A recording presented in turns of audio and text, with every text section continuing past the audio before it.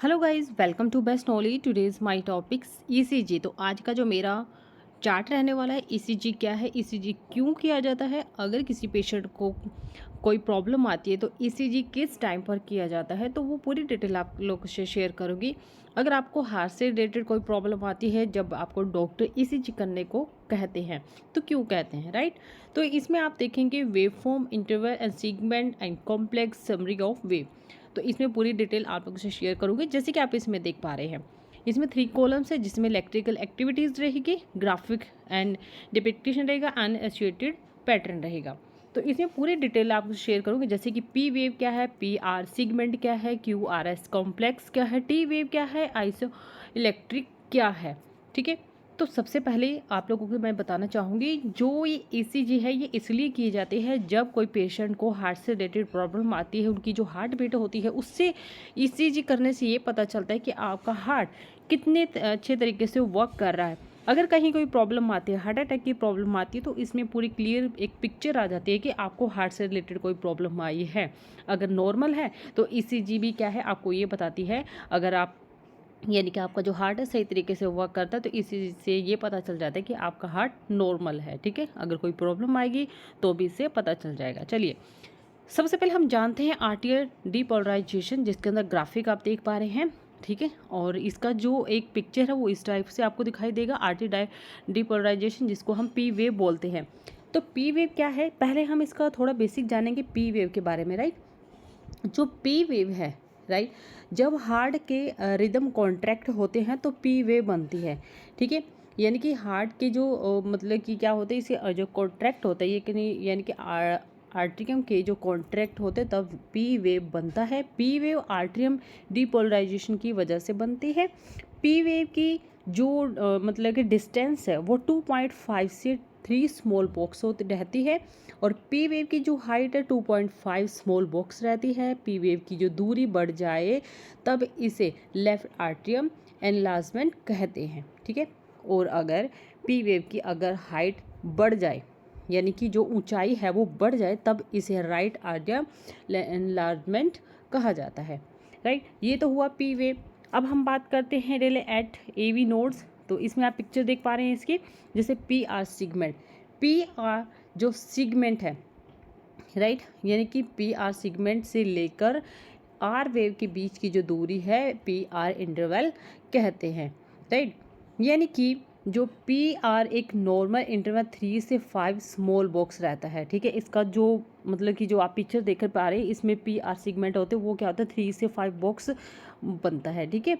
और इसके बाद नेक्स्ट हम देखेंगे इन ventricular depolarisation Q R S complex. Q R complex, अब जो हार्ट है, हार्ट के वेंट्रिकल कॉन्ट्रैक्ट होते हैं तब क्यू आर एस कॉम्प्लेक्स बनता है, राइट। यानी कि जो आपका ओ आर एस, यानी कि सॉरी क्यू आर एस है, वो क्या होता है एक, यानी कि Q R S complex 2 and 2.5 small box रहता है। जब आप पिक्चर देखेंगे ना इसकी, जैसे क्यू आर एस है, उसका जो मतलब एक पिक्चर है वो कहते हैं एक बॉक्स बन जाता है। कितना बॉक्स बनता है, 2.5 स्मॉल बॉक्स रहता है। ठीक है।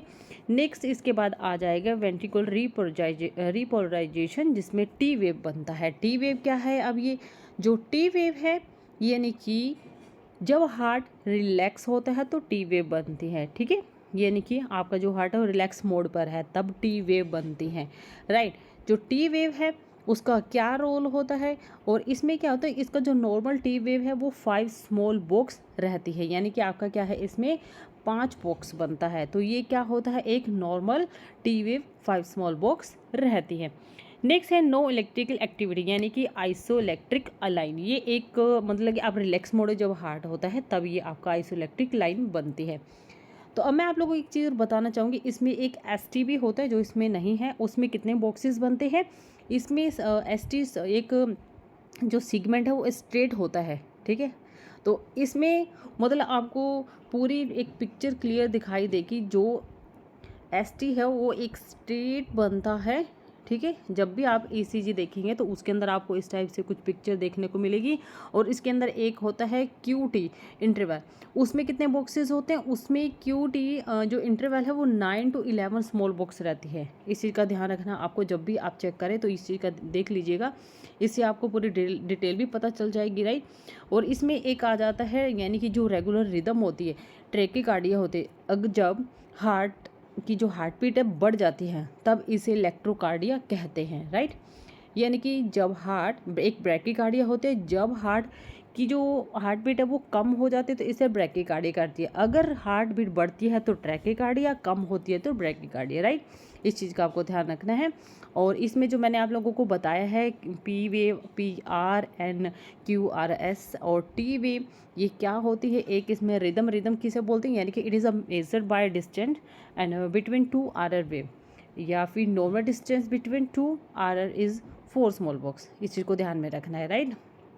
तो ये था ईसीजी जिसके अंदर हमने जाना कि पी वेव क्या है, PR सिगमेंट क्या है, QRS कॉम्प्लेक्स क्या है, टी वेव क्या है, आइसोइलेक्ट्रिक लाइन क्या है, और इसमें कितने कितने बॉक्सेस बनते हैं, राइट। तो आप अगर ईसीजी रिपोर्ट देखते हैं तो उसके अंदर आपको पूरी डिटेल मिलेगी, तो उसके अकॉर्डिंग आप देख सकते हैं, राइट। और ईसीजी क्यों किया जाता है वो मैंने आप लोगों को बताया कि जैसे कोई पेशेंट है, हार्ट से रिलेटेड प्रॉब्लम आ रही है, खिंचाव पड़ रहा है, पेन हो रहा है, तो उसी टाइम पर आपको ईसीजी करवा लेना चाहिए। उससे ये क्लियर हो जाता है आपका हार्ट ठीक है या नहीं है। अगर ठीक है तो आपको मतलब कि ईसीजी में पूरा पता चल जाएगा, अगर कहीं प्रॉब्लम आ रही है तो भी पता चल जाएगा, ठीक है। तो ये है ईसीजी जिसमें wave form, interval, segment, complex summary of wave, right. तो आज के लिए इतना ही एंड मिलते हैं नेक्स्ट वीडियो में, and thank you for watching my video.